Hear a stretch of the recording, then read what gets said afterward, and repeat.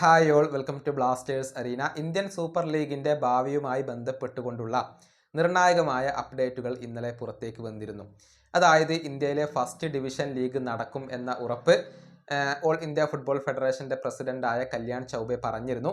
എന്നാൽ അതിനു മുൻപ് സൂപ്പർ കപ്പ് നടക്കും. അതായത് സെപ്റ്റംബർ മാസത്തിലെ 2ാമത്തെ ആഴ്ചയോ 3ാമത്തെ ആഴ്ചയോ ആയിക്കൊണ്ട് സൂപ്പർ കപ്പ് നടക്കും എന്നായിരുന്നു കല്യാൺ ചൗബെ പറഞ്ഞിരുന്നത്. ഏതായാലും ഇതിനുശേഷം അഭിക് ചാറ്റർജി ആശിഷ് നേഗിക്ക് ഒരു അഭിമുഖം നൽകിയിരുന്നു. ഒരുപാട് കാര്യങ്ങളെക്കുറിച്ച് അദ്ദേഹം സംസാരിച്ചിരുന്നു. സൂപ്പർ കപ്പിൽ കേരള ബ്ലാസ്റ്റേഴ്സ് ഉണ്ടാവില്ലേ? അദ്ദേഹത്തോട് നിലപാട് ചോദിച്ചിരുന്നു. നിലപാട് ഇപ്പോൾ അഭിക് ചാറ്റർജി വ്യക്തമാക്കിയിട്ടുണ്ട്.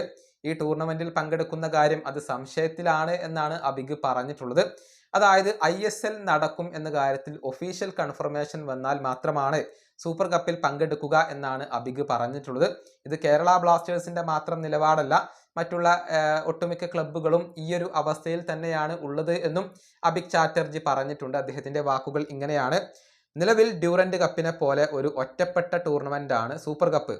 അതുകൊണ്ട് തന്നെയാണ് ഞങ്ങൾ ഡ്യൂറന്റ് കപ്പിൽ നിന്നും നേരത്തെ പിൻവാങ്ങിയത്.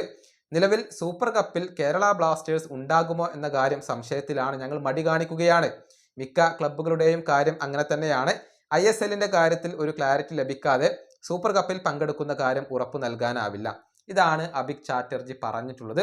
അതായത് ISL നടക്കും, അതല്ലെങ്കിൽ ഫസ്റ്റ് ഡിവിഷൻ നടക്കും എന്ന കാര്യം കല്യാൺ ചൗബെ പറഞ്ഞിട്ടുണ്ടെങ്കിലും പല ക്ലബ്ബുകൾക്കും അക്കാര്യത്തിൽ വിശ്വാസമില്ല. കേരള ബ്ലാസ്റ്റേഴ്സ് ഉൾപ്പെടെയുള്ള പല ക്ലബ്ബുകൾക്കും അക്കാര്യത്തിൽ വിശ്വാസമില്ല എന്നുള്ളതാണ് വസ്തുത. ഒഫീഷ്യൽ കൺഫർമേഷൻ വന്നാൽ മാത്രമാണ്, അതല്ലെങ്കിൽ FSDLും ഓൾ ഇന്ത്യ ഫുട്ബോൾ ഫെഡറേഷനും തമ്മിലുള്ള ആ ഒരു കോൺട്രാക്ട് പുതുക്കിയാൽ മാത്രമാണ് കേരള ബ്ലാസ്റ്റേഴ്സ് ഉൾപ്പെടെയുള്ള ടീമുകൾ ഇത് വിശ്വസിക്കുകയുള്ളൂ. അതുകൊണ്ട് തന്നെയാണ് സൂപ്പർ കപ്പിൽ പങ്കെടുക്കാൻ ഈ ക്ലബ്ബുകൾ എല്ലാവരും മടി കാണിക്കുന്നത്. ഈ വീഡിയോ അവസാനിപ്പിക്കുന്നു. അടുത്തൊരു വീണ്ടും കാണാം.